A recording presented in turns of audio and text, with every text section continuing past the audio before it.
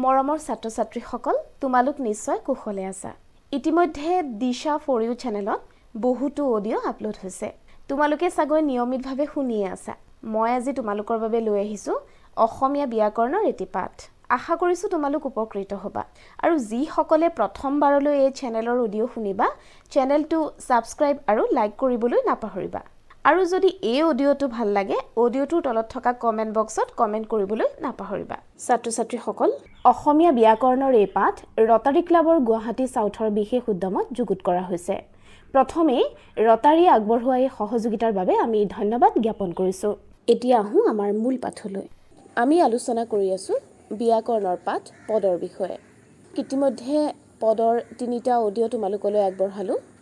প্ৰথমটি খণ্ডত আলোচনা কৰিলো পদ কি পদৰ ভাগ বিশেষ্য পদৰ বিষয়ে আৰু দ্বিতীয়টো খণ্ডত আলোচনা কৰিলো বিশেষণ পদৰ বিষয়ে আৰু তৃতীয়টো খণ্ডত আলোচনা কৰিলো সৰ্বনাম পদৰ বিষয়ে আৰু আজি হৈছে এটো তোমালোকৰ চতুৰ্থটো খণ্ড অৰ্থাৎ চতুৰ্থটো অডিও আজি আমি আলোচনা কৰিম পদৰ আন এটি ভাগ ক্ৰিয়াপদৰ বিষয়ে এতিয়া পদ কি তোমালোকে ইতিমধ্যে গম পাইছা এতিয়া আমি জানিব লাগিব ক্ৰিয়াপদনো কি যি পদে কোনো কাৰ্য সম্পাদনা কৰা বা নকৰা বুজায় তাক ক্ৰিয়াপদ বোলে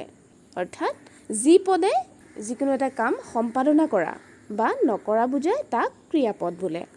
তোমালোকে নিশ্চয় বুজি পাইছা মই উদাহৰণৰ সৈতে তোমালোকক বুজাই দিম তেতিয়া তোমালোকে ভালদৰে বুজিব পাৰিবা ক্ৰিয়াপদৰ উদাহৰণ হৈছে কবিতাই ভাত খাইছে কবিতাই কি কৰিছে কবিতাই ভাত খাইছে ইয়াত ক্ৰিয়াপদৰ উদাহৰণ কোনটো বাৰু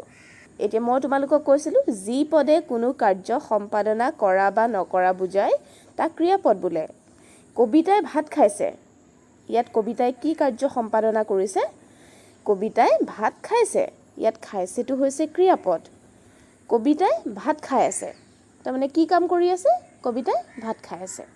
গতিকে এইটো হৈছে এটা ক্ৰিয়াপদৰ উদাহৰণ ক্ৰিয়াপদ হৈছে দুবিধ সমাপিকা আৰু অসমাপিকা এতিয়া সমাপিকা ক্ৰিয়া কাক বোলে যি ক্ৰিয়াই বাক্য সম্পূৰ্ণ কৰে তাক সমাপিকা ক্ৰিয়া বোলে যেনে মই স্কুললৈ যাওঁ কবিতাই ভাত খাইছে তেওঁ বজাৰলৈ যাব এই বাক্য কেইশাৰীত যাওঁ যাব আৰু খাইছে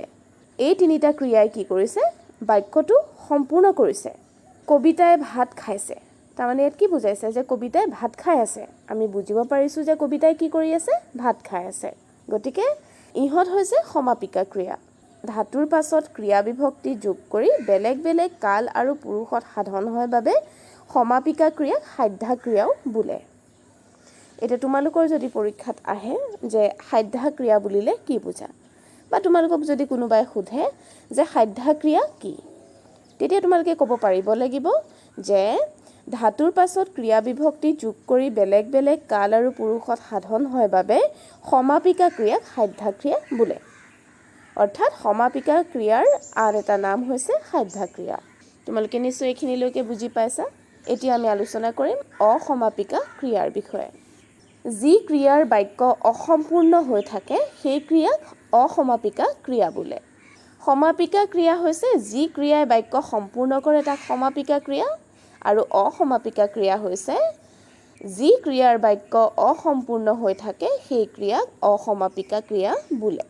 এটা তোমালোকক উদাহৰণৰ সৈতে মই বুজাই দিছো তেওঁ বিদ্যালয়ৰ পৰা আহি খেলিবলৈ গ'ল তাই ভাত পানী খাই শুবলৈ যাব মই হাত মুখ ধুই কিতাপ পঢ়িম ইয়াত কি কৰিছে ইয়াত বাক্যটো সম্পূৰ্ণ হোৱা নাই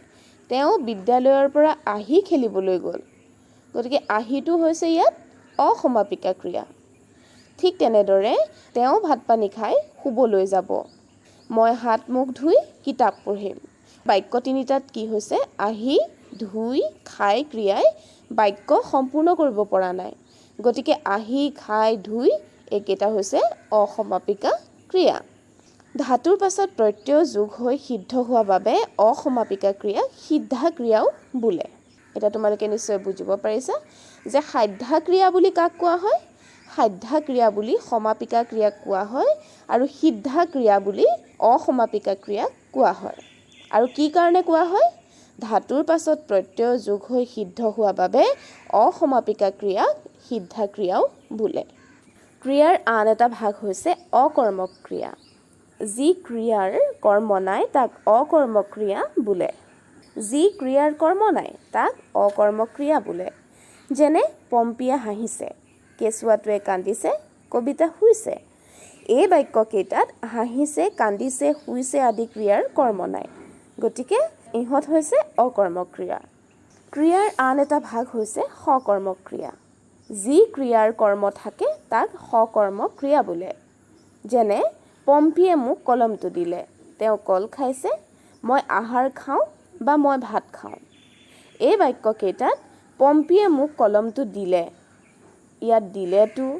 তেওঁ কল খাইছে ইয়াত কলটো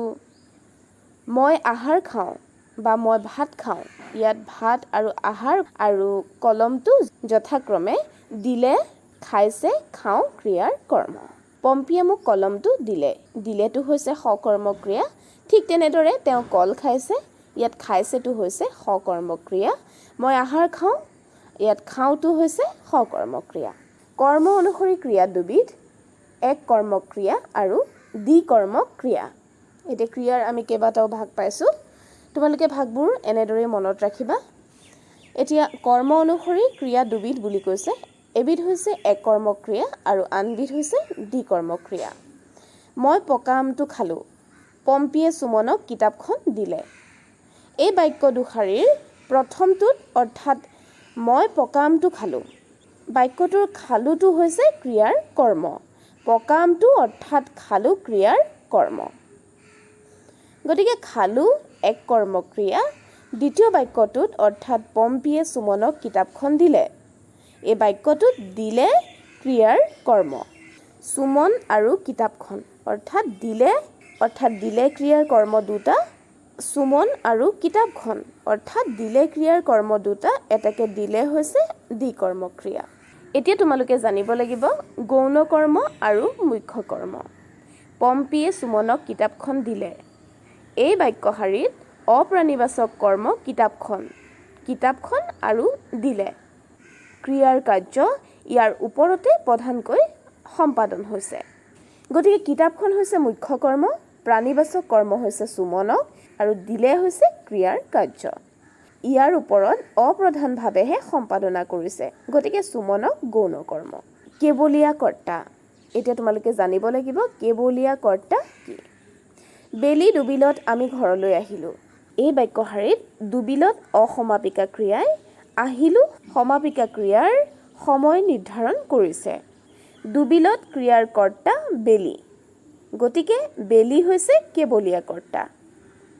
মুঠতে যি কৰ্তাৰ ক্ৰিয়াই আন এটা ক্ৰিয়াৰ কালৰ সময় নিৰ্ধাৰণ কৰে তেনে কৰ্তাক কেৱলীয়া কৰ্তা বোলে ছাত্ৰ ছাত্ৰীসকল এতিয়া আহিলোঁ লগৰীয়া বা সহকাৰী ক্ৰিয়া কি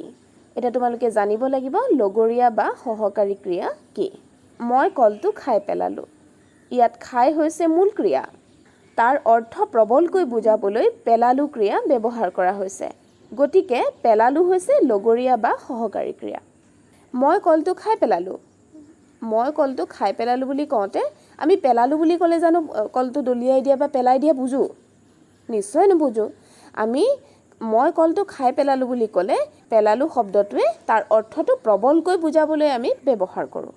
গতিকে এতিয়া আমি বুজি পাইছোঁ যে এই পেলালোঁ শব্দটো হৈছে লগৰীয়া বা সহকাৰী ক্ৰিয়া লগৰীয়া বা সহকাৰী ক্ৰিয়াৰ সূত্ৰটো আমি এনেধৰণে ক'ব পাৰোঁ যি কৰ্তাৰ ক্ৰিয়াই আন এটা ক্ৰিয়াৰ অৰ্থ প্ৰবলকৈ বুজাবলৈ সহায়ক হিচাপে ব্যৱহাৰ কৰা হয় তাক লগৰীয়া বা সহকাৰী ক্ৰিয়া বোলে যি কৰ্তাৰ ক্ৰিয়াই আন এটা ক্ৰিয়াৰ অৰ্থ প্ৰবলকৈ বুজাবলৈ বা সহায়ক হিচাপে ব্যৱহাৰ কৰা হয় তাক লগৰীয়া বা সহকাৰী ক্ৰিয়া বোলে মই তোমালোকক আন এটি উদাহৰণ দিছোঁ তেওঁ মোক দেখি উচুপি কান্দিবলৈ ধৰিলে তেওঁ থিয় হৈ পঢ়িবলৈ লাগিল ছাত্ৰ ছাত্ৰীসকল তোমালোকে নিশ্চয় বুজি পাইছা এতিয়া আমি আলোচনা কৰিম অনিয়মিত ক্ৰিয়াৰ বিষয়ে যিবোৰ ক্ৰিয়াৰ সকলো কাল আৰু সকলো পুৰুষতে ৰূপ নহয় তেনে ক্ৰিয়াক অনিয়মিত ক্ৰিয়া বোলে অনিয়মিত ক্ৰিয়া হৈছে চাৰিবিধ নাই আছ থাক বল সি নাই মই নাই আমি পঢ়া নাই বা মই আছোঁ সি আছে সিহঁত আছিল মই থাকোঁ তই থাকিবি মই আজি থাকিলোহেঁতেন তই বল তুমি বলা আমি যাম ব'লা। এইকেইটা হৈছে অনিয়মিত ক্ৰিয়া। নাই, আছ, থাক, ব'ল। এতিয়া আমি আলোচনা কৰিম পাচনি ক্ৰিয়াৰ বিষয়ে।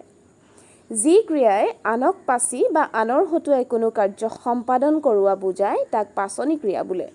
যেনে সাধাৰণ ক্ৰিয়া, মই কিতাপ পঢ়িছোঁ, এইটো হৈছে সাধাৰণ ক্ৰিয়া। মই তাক কিতাপ পঢ়াইছোঁ, এইটো হৈছে পাচনি ক্ৰিয়া। এতিয়া তোমালোকে নাম ধাতুৰ বিষয়ে জানিব লাগিব। নাম ধাতু মানে কি? এতিয়া আমি আলোচনা কৰিম নাম ধাতুনো কি। সংজ্ঞা শব্দৰ পাছত প্ৰত্যয় যোগ হৈ যিবোৰ ধাতু নিষ্পন্ন হয় সিহঁতক নাম ধাতু বোলে। আ, ইয়া আৰু উৱা এই তিনিটা প্ৰত্যয় সংজ্ঞা শব্দত যোগ কৰি নাম ধাতু কৰা হয়। আ, ইয়া আৰু উৱা। ছাত্ৰ ছাত্ৰীসকল,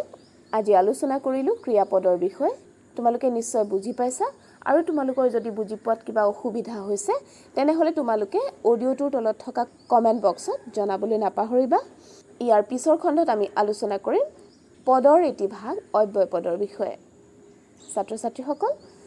তোমালোকে যাতে কুশলে থাকা তাৰে কামনা কৰি মই চুম্পিয়ে আজি খণ্ডটোৰ পৰা বিদায় লৈছোঁ। তোমালোকক পুনৰ লগ পাম ইয়াৰ পিছৰ খণ্ডত। ধন্যবাদ।